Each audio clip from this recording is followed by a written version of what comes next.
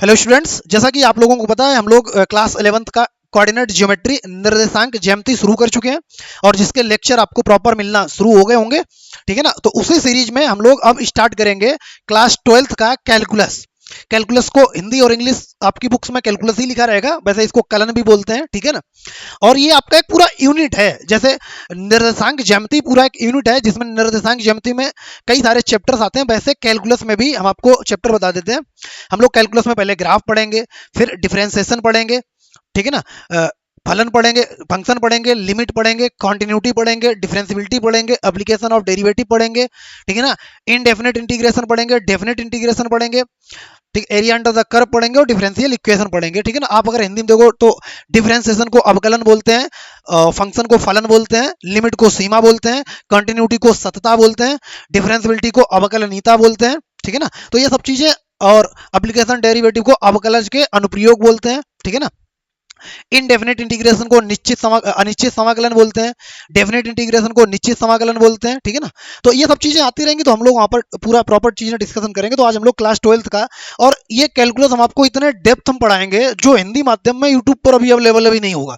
पूरे भारत के किसी भी यूट्यूब चैनल पर जाके देखिए, अगर हिंदी माध्यम का इससे अच्छा आपको कंटेंट मिल जाए। ठीक है ना। बहुत रेयर केस में होगा, आपको मिलेगा भी तो बहुत रेयर केस में एक आध चैनल पर मिलेगा जो ऑथेंटिक तरीके से पढ़ा रहे होंगे, वहीं पर आपको मिलेगा, बाकी हमें नहीं लगता कहीं मिलेगा। फिलहाल हम लोग अपनी बात को आगे बढ़ाते हुए आगे बढ़ते हैं, तो हम लोग ग्राफ में डालते हैं। ठीक है ना। आप लोग हेडिंग डालिए ग्राफ।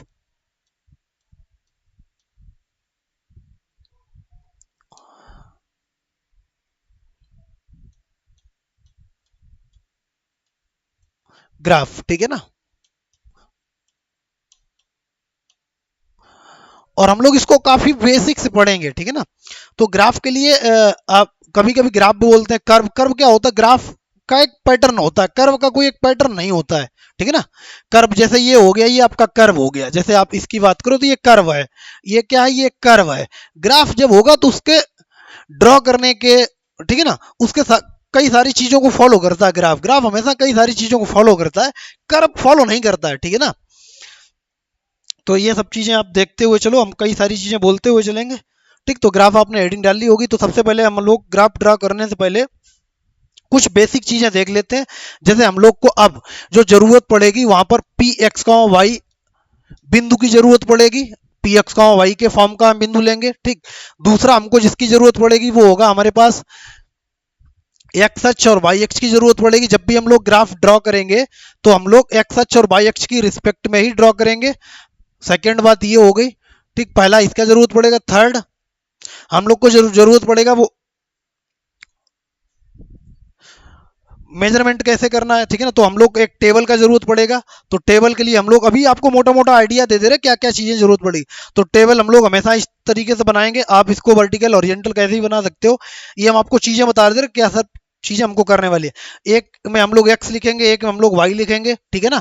अब ग्राफ, दुनिया का कोई भी ग्राफ आपको ड्रॉ करना है, दुनिया का कोई भी graph, sine cos tan cos sec cos cot E की पावर एक्स, ए की power X, log X, X square, Y बराबर X, X cube, log X. ठीक है ना। 2x+1, 2x-1, A X square, B X plus C का, linear का, quadratic का, cubic का, ट्रिग्नोमेट्रिक का, एक्सपोनेंशियल का। ठीक है ना। दुनिया में कोई भी ग्राफ ड्रॉ करना, मॉडुलस फंक्शन का, ग्रेटेस्ट इंटीजर का, लीस्ट इंटीजर का, फ्रैक्शनल पार्ट का। ठीक है ना। कुछ भी ड्रॉ करना है तो आप हमेशा क्या काम करिए, एक टेबल बना लीजिए शुरुआत के 10 से 12 क्वेश्चन में। 10-12 क्वेश्चन में अगर आप टेबल बनाना आता है तो आप पूरा प्रॉपर तरीके से बना लेंगे, क्योंकि टेबल हमको ये नहीं बताता कि एग्जैक्ट ग्राफ कैसे हो, टेबल हमको ये बताता कि आपको ग्राफ कहां से कहां तक एग्जैक्ट तरीके से ले जाना है। ठीक है ना। तो एक्स एक्सिस, एक्स को 0 ले लिया करेंगे तो उस समय वाई कुछ हुआ करेगा, एक्स को 1 ले लिया करेंगे तो उस समय वाई कुछ हुआ करेगा, एक्स को 2 ले लिया करेंगे उस समय वाई कुछ आएगा, 3, -1, -2 और -3। ठीक है ना। ये आप क्या काम किया करना, एक्स की कुछ वैल्यू पॉजिटिव लेना, कुछ वैल्यू निगेटिव लेना और एक वैल्यू 0 लेना। मतलब 0 लेना, 2-3 वैल्यू पॉजिटिव, 2-3 वैल्यू निगेटिव। यहां से अपने को एक आइडिया लग जाएगा हमारा ग्राफ किस चतुर्थांश में जाने वाला है, कहां से गुजरने वाला है, एक्स एक्स को कहां पर कट करेगा, वाई एक्स को कहां पर कट करेगा। ये सब चीजें आपको मोटा मोटा आइडिया हो जाएगा। तो पहली चीज हमको ये सब जरूरत पड़ने वाली है, दूसरी हमको एक्स अक्ष वाई एक्स की जरूरत पड़ने वाली है, तीसरा हमको टेबल की जरूरत पड़ने वाली है, ये एक्स हो गया, ये वाई एक्स हो गया, और चौथा हमको इंटरसेप्ट एक्स अक्ष का कटान बिंदु और वाई अक्ष का कटान बिंदु चाहिए होगा, ठीक है ना। तो हमको कटान बिंदु चाहिए होंगे, ये सब अभी अपन लोग डिस्कस करने वाले हैं। थोड़ा हम आपका बेसिक बैकग्राउंड क्लियर कर दें, क्या क्या चीजें हम लोग करने वाले हैं। कटान बिंदु देखना होगा, ठीक है ना। कटान बिंदु किसका, एक्स अक्ष और वाई अक्ष का, ठीक है ना। इंटरसेप्ट पॉइंट देखना पड़ेगा अपने को। कटान बिंदु किस किसका, अपने को एक्स अक्ष का और वाई अक्ष का कटान बिंदु देखना पड़ेगा। इसके बाद हम लोग को क्या जरूरत पड़ेगी, इसके बाद हम लोग को जरूरत पड़ने वाली है, फिफ्थ हमको जरूरत पड़ेगी मशीन की, ठीक है ना। फिफ्थ हमको किसकी जरूरत पड़ेगी, मशीन की जरूरत पड़ेगी। अब जो मशीन है ना, यही गेम है, y equal to F of X type की हमको मशीन की जरूरत पड़ेगी। अब ये तो हमने पता कर लिया कि ये सब चीजें हमको इनिशियली जरूरत पड़ेंगी ग्राफ को ड्रॉ करने के लिए, लेकिन किसका, तो यहां पर अब आपको यहां पर मिलेगी मशीन। ये क्या मिलेगी, मशीन मिलेगी। आपने मशीन देखी होगी, आपने अपन लोग क्या करते हैं, छोटे मोटे एग्जांपल उठाते हैं। आपने चारा काटने वाली मशीन देखी होगी, आटा पीसने वाली मशीन देखी होगी ना। तो मशीन अपन लोग समझ लेते हैं पहले, ठीक है ना। ये सब चीजें देख लो, इसके बाद मशीन समझ लेते हैं। और मशीन के बाद हम लोग पूरे कैलकुलस में मशीन, पूरा calculus work as a machine, पूरा calculus, either differentiation, function, limit, continuity, differentiability, application, derivative, definite, indefinite, area under curve, differential equation, कुछ भी डिस्कस करो, टोटली डिपेंड ऑन मशीन। अब मशीन के बारे में अगर आपको चीजें क्लियर है, मशीन का फंक्शन अगर क्लियर है, मशीन कैसे वर्क करती है, दुनिया की कोई भी मशीन हो, दुनिया की कोई मशीन, आपके घर में जो भी मशीन होगी, that all are based on calculus fundamental theorem. सब कुछ किस पर बेस्ड होगा, कैलकुलस पर बेस्ड होगा, ठीक है ना। कंप्यूटर देख लो, आप लैपटॉप देख लो, आपके पास मोबाइल होगा, टैबलेट होगा, कुछ भी आपके पास, लाइट है, फैन है, ये क्या सब कुछ क्या है, मशीन है। और मशीन हमेशा किस पर वर्क करता है, इनपुट पर और आउटपुट पर वर्क करता। तो हम लोग सबसे पहले समझने वाले हैं मशीन को, कि हमें किस मशीन का ग्राफ ड्रॉ करना है, ठीक है ना। तो अब हम लोग इनिशियली बात करेंगे मशीन की। तो आप चाहो तो इसका एक स्क्रीनशॉट ले सकते हो। फिलहाल हम लोग अभी आएंगे, एक एक चीजें लिखेंगे, आप इसके बाद देखना। तो सबसे पहले हमको मशीन की जरूरत पड़ेगी। तो मशीन के नाम पे हमारे पास y equal to F of X type का होगा, और F of X any expression हो सकता है, एनी एक्सप्रेशन, कोई भी व्यंजक हो सकता है। हिंदी में अगर लिखें तो एफ ऑफ एक्स आपका कोई भी व्यंजक हो सकता है, एफ ऑफ एक्स आपका कोई भी व्यंजक हो सकता है। यहां पर लिखेंगे कोई भी व्यंजक, एफ ऑफ एक्स आपका कोई भी व्यंजक हो सकता है। हो सकता है मेरा हिंदी थोड़ा गलत लिख जाए, तो आप लोग देखिएगा, और हम कोशिश करेंगे हिंदी इंग्लिश को अवॉइड करने की, most of the word Hindi में ही यूज करें। तो हम अपना कोई भी व्यंजक हो सकता है, व्यंजक को ही एक्सप्रेशन बोलते हैं। अब व्यंजक में क्या क्या आएंगे आपके, इसमें क्या क्या आएगा हम आपको एक बार बता दें। इसमें आपका y इक्वल टू यहाँ पर x हो सकता है, ठीक, आपका एक्स स्क्वायर हो सकता है, आपका एक्स क्यूब हो सकता है, एक्स पावर 4 हो सकता है, से लेकर के, है ना, ये एक्स के हो गए, ऐसे करके। दूसरा आपका क्या हो सकता है, अगर हम लोग यहाँ पर दूसरे की बात करें, तो अगर हम यहाँ से बात करें दूसरे में, अपने पास क्या हो सकता है, यहाँ पर साइन एक्स हो सकता है आपका, ठीक, कॉस एक्स हो सकता है आपका, टेन एक्स हो सकता है आपका, ठीक है ना, कॉसेक एक्स हो सकता है आपका, आप यहाँ पर देखें कॉसेक एक्स हो सकता है, ठीक है ना। यहाँ पर आपका सेक एक्स हो सकता है, और कॉट एक्स हो सकता है। और ये किसकी जगह होगा, एफ ऑफ एक्स, ठीक है ना, F of X equal to Y equal to F of X equal to, ये सब चीजें व्यंजक में आपको बता रहे हैं।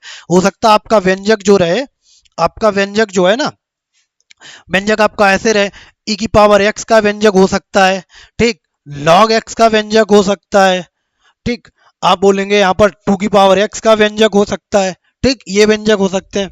बात को समझ में आई। और आपका व्यंजक कैसे हो सकता है, आपका व्यंजक का फॉर्म जो होगा वो इस तरीके से हो सकता है, यहाँ पर 2x प्लस 1 टाइप का हो सकता है, 3x माइनस 1 टाइप का हो सकता है, एक्स वाई 2 टाइप का हो सकता है, एक्स स्क्वायर वाई 3 टाइप का, एक्स स्क्वायर वाई 2 टाइप का हो सकता है, एक्स क्यू वाई 3 टाइप का हो सकता है, ठीक, या आपका A X square plus B X plus C type का हो सकता है, या यहाँ से X square plus 2x plus 1 type का हो सकता है, ठीक है ना, या अपने पास 1y(x) टाइप का हो सकता है, 1y(x) प्लस 1 टाइप का हो सकता है, ठीक है ना।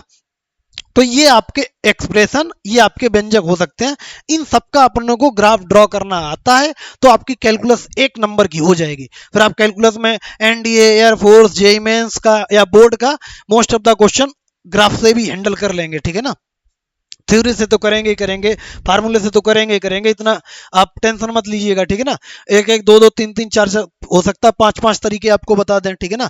मिनिमम दो तीन तरीके तो हम आपको बताएंगे, जो इंपॉर्टेंट थ्योरम्स हैं, जो इंपॉर्टेंट रूल्स हैं, जिन पर क्वेश्चन आते हैं जेईई मेंस में, एनडीए एयरफोर्स में। एयरफोर्स का तो छोड़ दो, वो तो बोर्ड कर लोगे हो जाएगा। एनडीए का थोड़ा अच्छा पेपर आता है और जेईई मेंस का तो भी ठीक ठाक पेपर आता ही है, ठीक है ना। तो वहां तक बात करेंगे, तो इस टाइप का आपको लग गया होगा कि व्यंजक क्या होता है।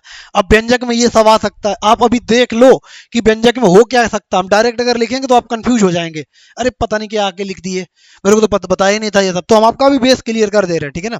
तो ये सब चीजें हटा दें। अब बात करते हैं हम लोग व्यंजक क्या होता है। तो अब आते हैं, ये एक मशीन होती है, क्या होती है, मशीन। और मशीन हमेशा इनपुट और आउटपुट पर वर्क करती है। मशीन किस पर वर्क करती है, इनपुट और आउटपुट पर वर्क करती है, ठीक है ना। अब मशीन अपने पास ये किसकी, ये मशीन होगी। जैसे मान लेते हैं अपने पास इसका काम क्या होगा, ये मशीन होगी अपने पास। मशीन का काम क्या होता है, मशीन हमेशा इनपुट देने पर आपको क्या प्रोवाइड कराएगी, इनपुट देने पर आपको आउटपुट प्रोवाइड कराएगी। इनपुट देने पर आपको आउटपुट प्रोवाइड कराएगी। जैसे आपके घर में क्या है, चारे वाली मशीन, अपन लोग नहीं चारा काटते हैं, है ना। या आटे वाली, आटे की चक्की पे जाओ आटा पिसाने के लिए। या आपके घर में मिक्सर होगा, मिक्सर तो होगा ना, उसमें आप क्या काम करिए, ग्राइंडर होगा ना, ग्राइंडर आप क्या काम करिए, जैसे हल्दी धनिया मिर्चा वगैरह ये जो हम लोग पीसते हैं ना, तो ग्राइंडर होता है ना, ये किस पर वर्क करता है, कैलकुलस का ही फंडा लगता है। दुनिया में जो भी मशीन होगी that is all based on calculus concept, ठीक है ना। तो ग्राइंडर क्या काम करता है, आपने हल्दी डाला तो क्या मिर्च निकलेगा पीस के, नहीं निकलेगा ना। तो इसका मतलब है इनपुट, इनपुट आपने दिया। जैसे यहाँ पर अपने पास एक मशीन मान लो, पहले ये हमारे पास मान लेते आटे वाली, आटे चक्की वाली मशीन है, इसको समझो यहाँ पर। और यहाँ से हम लोगों ने यहाँ पर गेहूं डालना स्टार्ट किया। यहाँ पर एक पर्सन खड़ा है, ये हमारे पास पर्सन है, ठीक। और इसके हाथों में कुछ है, ठीक है ना, इसके हाथों में ये टोकरा, और यहाँ से अपने इसने क्या काम किया, गेहूं डालना स्टार्ट किया। और यहाँ पर आके यहाँ पर गेहूं डालना स्टार्ट किया ऐसे। तो आप ये बताओ, क्या गेहूं डालने पर मक्के का आटा निकलेगा, आप खुद सोचो। गेहूं डालने पर किसका आटा निकलेगा, गेहूं का। क्या गेहूं डालने पर यहां पर ज्वार का आटा निकलेगा, नहीं निकलेगा ना। तो इसका मतलब है इनपुट और आउटपुट, इनपुट इंडिपेंडेंट होता है, इनपुट स्वतंत्र होता है। इनपुट क्या होता है, स्वतंत्र होता है। स्वतंत्र मतलब किसी का कोई कंट्रोल नहीं है। जैसे ये मान लेते हैं चक्की है, आटा की चक्की है, इसमें हमको मक्का डालना है, तो मेरे ऊपर डिपेंड करता है ना, मक्का डालेंगे, गेहूं डालेंगे, ज्वार डालेंगे। लेकिन आउटपुट में यहां क्या आएगा, आउटपुट में वही आएगा जो आप डालेंगे। जैसे आपने क्या काम किया, गेहूं डाला तो आटा तो गेहूं का आएगा। अगर आपने मक्का डाला तो आटा किसका आएगा, मक्का का आटा आएगा। लेकिन जब आप यहां पर, आपका इनपुट क्या है, इनपुट तो आपका इंडिपेंडेंट है। हो सकता है आप गेहूं का गेहूं डालें तो गेहूं का आटे की जरूरत होगी, मक्का डालेंगे तो मक्के का आटा निकलेगा, ठीक है ना। जैसे आपके पास मिक्सर है ना, जो जिसको जूसर भी बोलते हैं, मिक्सर है, उसमें आप क्या काम करिए, आप उसमें क्या कुछ भी आप क्या उसमें क्या काम करिए, आप उसमें संतरे डालिए, तो क्या बनाना शेक निकलेगा, नहीं निकलेगा ना। भाई संतरे डालने पर संतरे का ही जूस निकलेगा, बनाना शेक तो निकलेगा नहीं ना। तो इसका मतलब क्या, इनपुट इंडिपेंडेंट होता है, लेकिन आउटपुट डिपेंड करता है, जो डालेंगे वो निकलेगा वही। आपने गेहूं डाला तो गेहूं का आटा आ जाएगा। तो मशीन का वर्क क्या होता है, इनपुट आउटपुट पर। इनपुट क्या होता है, इनपुट स्वतंत्र होता है, इंडिपेंडेंट होता है। आउटपुट क्या करता है, आउटपुट डिपेंड करता है, परतंत्र होता है। वो डिपेंड करता है कि आप, मेरा मन करेगा हम गेहूं डालेंगे तो गेहूं का आटा निकलेगा, मेरा मन करेगा मक्का डालेंगे तो मक्के का आटा निकलेगा, मेरा मन करेगा, मेरे पास अगर ग्राइंडर है तो उसमें हल्दी डालेंगे तो हल्दी भाई पिस के हल्दी निकलेगी ना कि मिर्च निकलेगी वहां पर।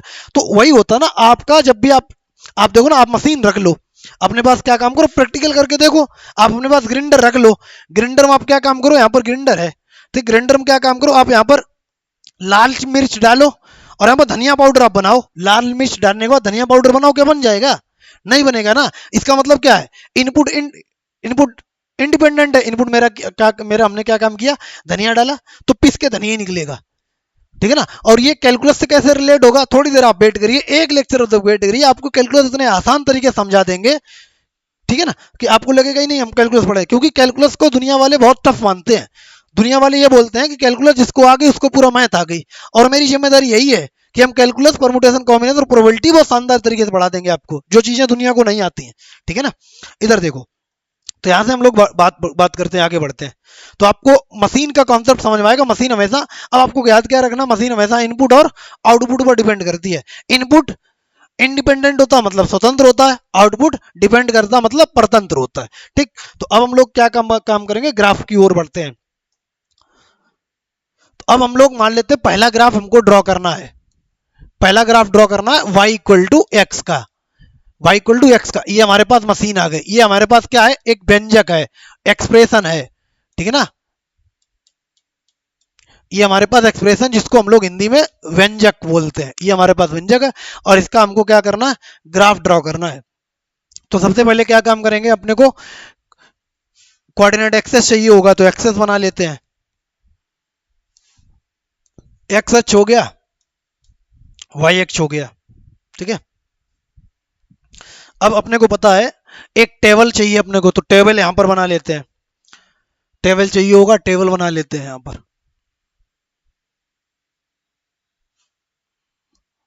इसको दो पार्ट में डिवाइड कर लेते हैं। अब यहां पर हम लोग लिखते हैं एक्स, यहां पर लिखते हैं वाई, ठीक। अब देखो हम क्या काम करते हैं, हम यहां पर क्या काम करते हैं, एक्स को जीरो रखा और आप चेक यहां से करेंगे, एक्स जीरो रखने पर वाई कितना आ जाएगा, वाई जीरो ले लेगा, तो वाई जीरो हो जाएगा। एक्स को हमने वन कर दिया। अच्छा देखो ना ये क्या करता है, एक्स, अब जैसे हमने जीरो लिया, ये क्या है, इंडिपेंडेंट है, हमारा मन किया जीरो लिया, हमारा मन किया दो लेंगे, तीन लेंगे, चार लेंगे, पांच लेंगे, ठीक। लेकिन वाई डिपेंड है ना, एक्स को वन लिया तो वाई क्या हो जाएगा, वन हो जाएगा। एक्स को अगर हमने टू लिया तो वाई टू हो जाए, एक्स को हमने थ्री लिया तो वाई थ्री हो जाएगा। भाई आप यहां पर रख के चेक कर लो, एक्स को रखते जाओ, वाई अपना उसी हिसाब से एक्सेप्ट करते जाएगा। और एक्स को हमने माइनस वन लिया तो वाई माइनस वन, एक्स को माइनस टू लिया तो वाई माइनस टू, और एक्स को अगर हमने माइनस थ्री लिया तो वाई कितना, माइनस थ्री हो जाएगा। इन बिंदुओं को आप क्या काम करो, एक्स अक्ष और वाई अक्ष पर प्रदर्शित कर दो, रिप्रेजेंट कर दो। तो हमें आपको पता है एक्स जीरो पर वाई जीरो तो यहां पर होंगे, एक्स जीरो पर वाई जीरो यहां पर होगा, तो ये वाला पॉइंट क्या आ जाएगा अपना, 0,0 आ गया, ठीक है। अब अगर हम बात करें एक्स वन पर वाई वन होगा, तो एक्स वन इधर है और वाई वन इधर है, तो ये जहां पर भी मिले, यहां पर मिला तो ये वाला बिंदु आ गया। एक्स प्लस का टू है, वाई इस समय प्लस का टू ऊपर मिलता है और ये राइट साइड मिलता है, ठीक। तो यहाँ पर टू मिल जाएगा अपने को, उस समय वाई यहाँ पर टू मिल जाए, तो ये दोनों को खींचो और आपस में जहां पर मिले वहां पर मिला दो, तो ये वाला पॉइंट आ गया। एक्स थ्री हो गया, वाई कितना थ्री, तो यहाँ पर अपने पास आ जाएगा, तो ये अपने पास आ गया, ये वाला बिंदु आ गया। एक्स को हमने क्या काम लिया, थ्री लिया, तो एक्स को हमने थ्री लिया तो वाई कितना आ गया, थ्री आ गया। अब एक्स को माइनस वन ले रहे हैं, एक्स माइनस वन इस साइड मिलेगा और वाई माइनस वन इस साइड मिलेगा, इसको हटा देते हैं थोड़ी देर के लिए।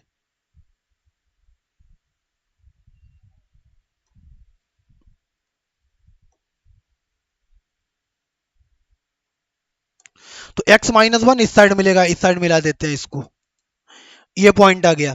एक्स को हमने माइनस टू लिया तो माइनस टू यहां पर मिलेगा और वाई माइनस टू इस साइड मिलेगा। हमने आपको एक्स और वाई के कॉन्सेप्ट बताए, कहां पर पॉजिटिव होता है कहां पर निगेटिव होता है, ठीक है ना। एक बार देख लो, X axis about Y positive होता है और एक्स एक्सिस से बिलो वाई निगेटिव होता है, ठीक है। अगर ये चीजें तो आपको थोड़ा प्रॉब्लम कर रही हो तो यहाँ से चार ग्राफ बना दे रहे हैं हम आपको, ये चीजें देख लो, एक्स हो गया, वाई हो गया। तो एक्स एक्स कहां पर पॉजिटिव रहता है, तो आप बोलेंगे एक्स वाई के राइट साइड में, यहाँ पर एक्स सब पॉजिटिव रहता है, यहाँ पर एक्स ग्रेटर देन जीरो रहता है। अगर हम वाई एक्स के निगेटिव की बात करें तो ये वाला रीजन एक्स के लिए हमेशा निगेटिव रहता है, तो यहाँ पर एक्स लेस देन जीरो रहता है। अगर वाई की बात करें तो यहाँ पर वाई के लिए भी बना देते हैं, तो अपने पास कितना हो जाएगा, अगर वाई पॉजिटिव की बात करें, वाई धनात्मक की बात करें तो वाई धनात्मक यहाँ होता है, ठीक। वाई के ऋणात्मक की बात करें तो वाई ऋणात्मक आपका इस साइड होता है, below the X axis Y negative होता, below the X axis Y negative होता है और above the X axis Y हमेशा पॉजिटिव होता है। किस किस क्वाड्रेंट में, पहले और दूसरे क्वाड्रेंट, पहले और दूसरे चतुर्थांश में वाई पॉजिटिव होता है, तीसरे और चौथे में वाई निगेटिव होता है। और एक्स की बात करें तो पहले और तीसरे में एक्स धनात्मक होता है, पहले और चौथे में एक्स धनात्मक होता है, दूसरे और तीसरे में एक्स ऋणात्मक होता है, ठीक। तो यहाँ पर ये क्या हो गया, धनात्मक वाई हो गया और यहाँ पर ऋणात्मक y हो गया। तो हमको क्या चाहिए, x-3 चाहिए। तो x-3 कहाँ मिलेगा, इस साइड मिलेगा। तो x-3 यहाँ पर आ गया, उस समय y-3 इस साइड मिलेगा, जहां पर दोनों मिले आपस में मिला दो।